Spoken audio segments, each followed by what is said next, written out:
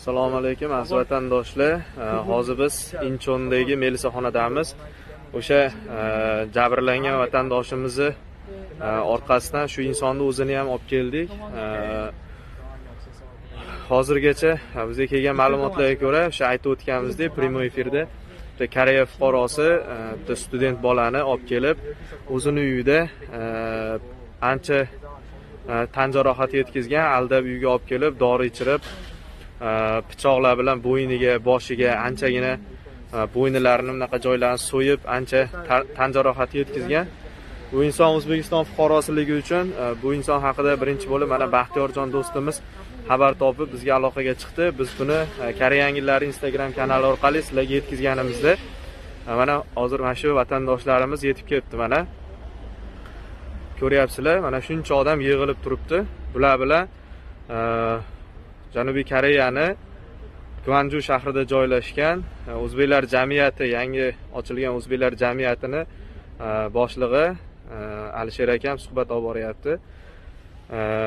Biz hozir ichkarini yaxshilab o'rganib, vaziyatni o'rganib, sizlarga yangiliklar xabar qilamiz. Mana Yonab News'dan ham muxbirlar kelgan, Baxtiyorjon chaqirgan. Inshaalloh hamma narsani o'rganib, yangilik bo'lsa sizlarga aloqaga chiqamiz. Sog' bo'linglar, duoda eslab turinglar.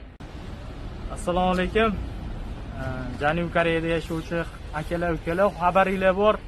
O'tgan hafta e'lon qilgan edik, juma kuni bo'lgan voqea, o'sha talaba ukamizga Koreya fuqarosi tomonidan yetkazilgan jarohatlar, suiqasdlar, shu narsadan o'rganish uchun melisaxonaga hozir tergovga keldik. Qolgan tafsilotlarni sizlarga tez orada sizlarga yetkazamiz. Rahmat. Mana aziz vatandoshlar, hozir mana vatandoshimiz qo'llari kesilgan, boshlari kesilgan, endi yuzlarini ko'rsatmayapman ataydan. Yonab News'dan kelgan muxbir qiz suhbat olib boryapti. Ma'lumotlarini daftariga qayd qilib olyapti. Bu ma'lumotni o'rganib, inshaalloh umid qilamiz, aybdorlar jazosini olishiga harakatdamiz. Biz ham o'rganib inshaalloh haqiqat qaror topishini xohlab shu yerga kelib turibmiz. Alloh rozi bo'lsin, mana Baxtiyorjon do'stimizdan kelib shu yerda qo'llab-quvvatlayotgan vatandoshlarimizdan ham. Shunaqa vaziyatlar bo'ladigan bo'lsa, to'planishib, to'g'ri bir-birimizga tushuntirib, yetkazib, shu eng asosiy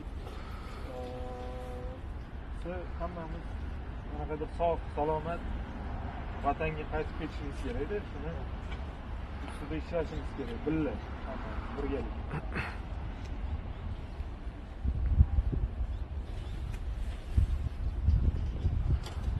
Bitta qanaqa bizneslar studentlar asosan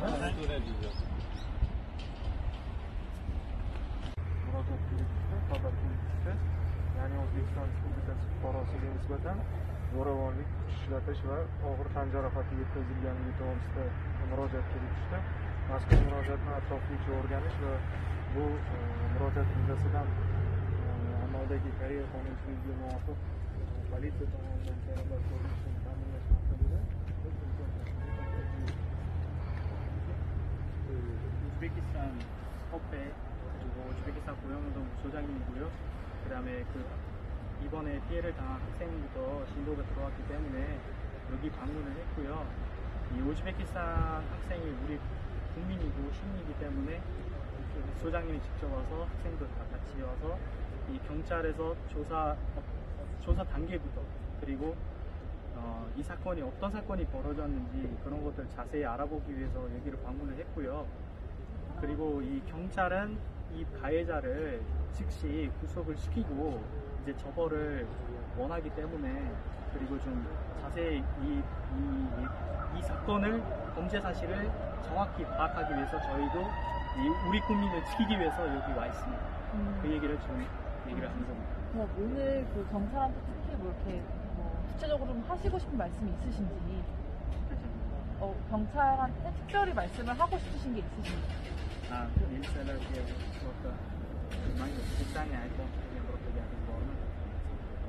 Albatta bunday holatlar juda ham achinarli va o'sha xorijdan tashrif buyurgan fuqarolarga nisbatan o'sha Koreya fuqarolari tomonidan kuch ishlatilishi yoki og'ir tan jarohati yetkazilishi holatlari biz uchun ham juda ham ayanchli holat hisoblanadi.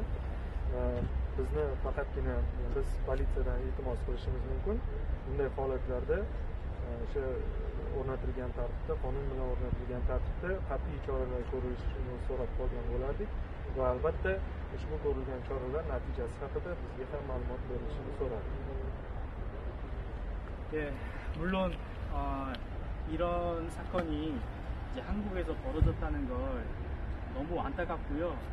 그리고 저희가 경찰, 반사, 검찰로부터 부탁하는 게 뭐냐면 이 학생이 지금 피해를 봤잖아요.